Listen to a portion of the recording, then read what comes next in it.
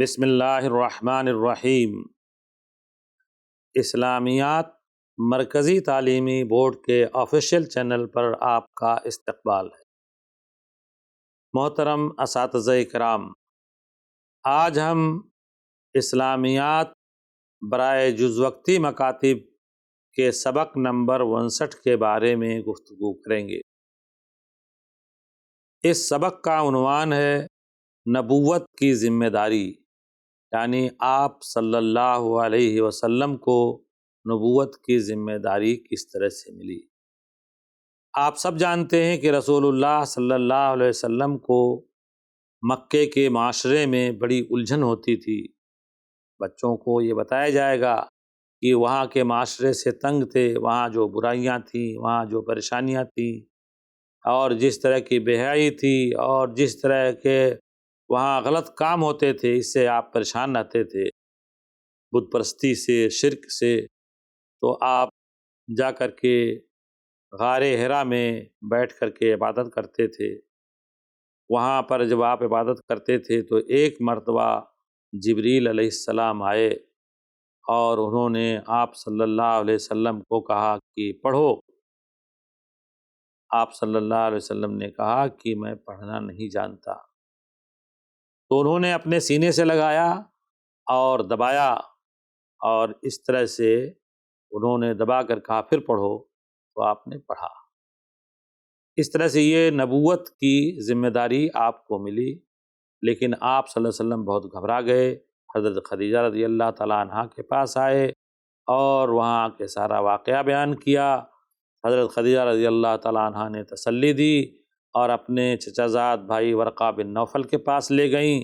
ورقہ بن نوفل نے جب پورا واقعہ سنا تو کہا کہ آپ کو نبوت کی ذمہ داری دی جانے والی ہے۔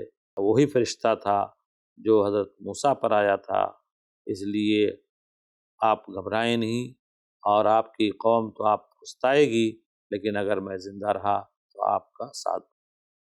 تو اس طرح سے بچوں کو یہ واقعہ سنا کر کے پھر سوال و جواب کی شکل میں بچوں سے معلومات اخذ کریں گے، کہ سوال کریں گے کہ نبی کریم صلی اللہ علیہ وسلم کو نبوت کی ذمہ داری کس طرح ملی، آپ کس پہاڑی پر جاتے تھے، آپ وہاں کیا کرتے تھے، اور کون سا فرشتہ آیا اور کیا کیا اس نے، اور پھر آپ صلی اللہ علیہ وسلم کی کیا کیفیت تھی۔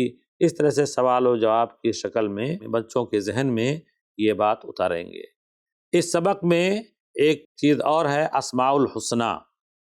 تو اللہ تبارک تعالیٰ کے 4 نام ہیں، یہ صفاتی نام ہیں، رحمان ہے، رحیم ہے، الملک ہے۔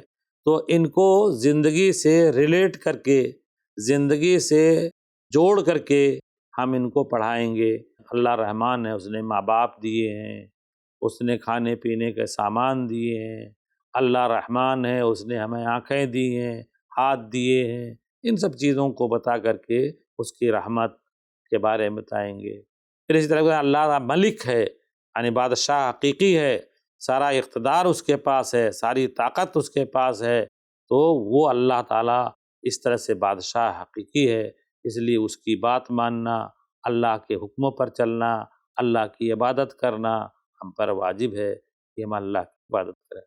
تو اسماء کو یاد کرانا، اس کا ترجمہ یاد کرانا، اور اس کی ان طالب علم کی زندگی سے ریلیٹ کر کے، اس کی زندگی سے متعلق چیزوں کو بتا کر کے اسماء الحسنی کو یاد کرایا جائے گا۔ امید ہے کہ ہمارا یہ سبق واضح ہو گیا ہوگا۔ والسلام علیکم ورحمۃ اللہ وبرکاتہ۔